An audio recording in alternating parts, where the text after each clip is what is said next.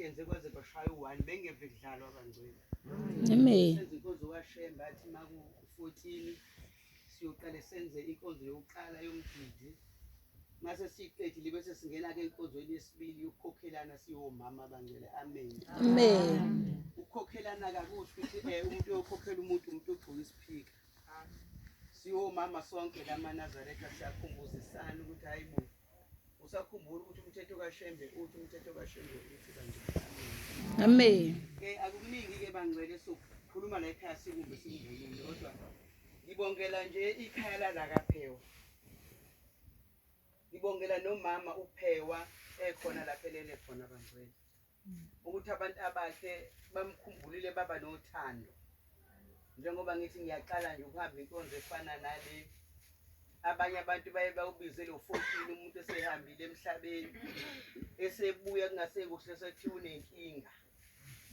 Kuthiwa akabuya ubuyele emuva ezinganeni zakhe ayocela ukuthi zimenzele u14.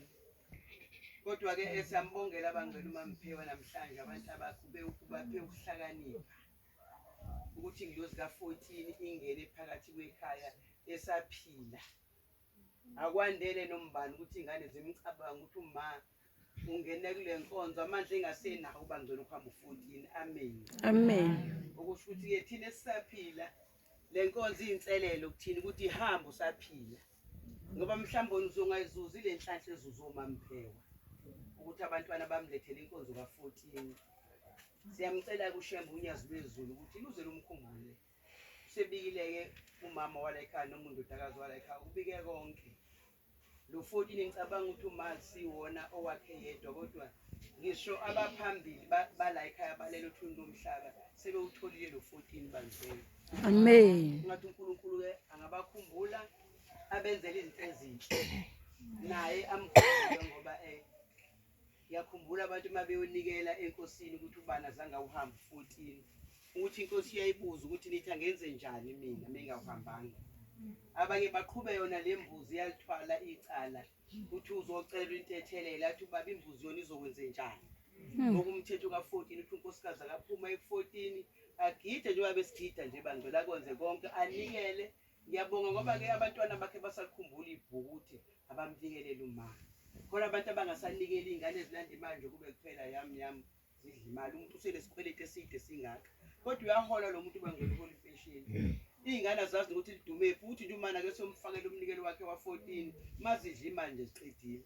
Uyilethele izinto zihamba kahle kanti umnikelo ka14 awungeni kanti phela isifungo bangcwele uNkulunkulu ubaba umqali wendlela sise enyangeni yakhe isikhumbuzo sakhe eMaNazaretha. Amen. Wasibekela lemithetho noma umhlangano sowuvaliwe kodwa kona uMeyi yiwona bangcwele inyanga yomqali wendlela. Amen. Engisho ukuthi ke siyabonga aMaNazaretha sibambeni iyashisa yena u14 uyashisa bangcwele. Ngoba njengoba sibaningi nje nabalele emakhaya baningi futhi. Abathe hawu kiwa le kaPhewa hayi mina ngiyilapha ngoba kiwa ethempeleni noma la nijwayele kuya khona hayi mina ngiyabahamba bahambayo. Ngisho ukuthi ke siyabonga bomama sibambeni iyashisa yona insimbi. Nemithetho ke eMaNazaretha ngeke siyiqale phansi kona simbe simvulo kodwa sizobonga nesibongela abantwana bakaPhewa abakhumbula ukuthi uma waba bamlobe esaphile engilozini ka14 bangcwele. Amen. Amen. Umama angathi uNkulunkulu angamkhumbula amlobe nemndeni nezalukwazi ekhaya ngoba naye kukhona abadala abaficile la ekhaya. Nabo nje basongenile 14 phakathi kwekhaya nje songenele bonke abantu akuseyena wakhe yedwa.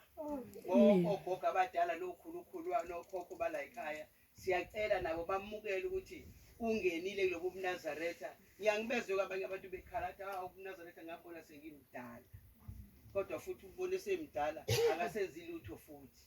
Akasenzi lutho usebalisa lutho ukube ngabona ngisemusha kwakuyoba ukuthi nokuthi kanti noma ngabe ebone emusha wezohluleka abaningi abasha abashulekile abangenzi lutho. Asibambeke emakhosikazi yashisa kodwa sibambe umthetho kaShembe siubambe. Ninake nisawubamba ngoba kushaya no4 cha thina ngo1 nje bangcwele sisuke sibona phela abantu bayasebenza. Abanye abantu uyathi umuntu ngishiya ingane zizodwa ngizikhiyele endlini.